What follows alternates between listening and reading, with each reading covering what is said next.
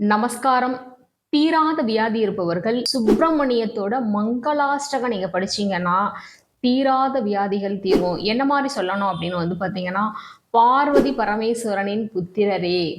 அண்டியவர்களுக்கு கற்பக விருட்சம் போன்ற கேட்ட வரங்களை தருபவரே! சிறந்ததும் அழகானதுமான மயிலை வாகனமாக கொண்டவரே! சுப்பிரமணிய பெருமானே நமஸ்காரம். பக்தர்கள் விரும்பியதை அளிப்பவரே! ஜனன மரண ரோகத்தை போக்குபவரே! ரோகம் அப்படின்னா நோய். குபேரனால் வணங்கப்பட்டவரே! அறக்கரை வதைக்கும் யுத்தத்தில் பிரியமும் தைரியமும் கொண்டவரே!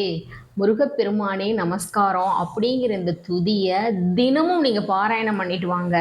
இல்ல இந்த 6 நாள் கந்த சஷ்டியில நீங்க தொடர்ந்து சொல்லிட்டே வந்தீங்க அப்படின்னா, நோய் நீங்கும்.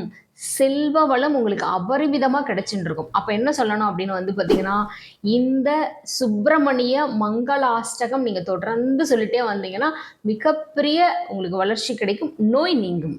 நன்றி, நமஸ்காரம்.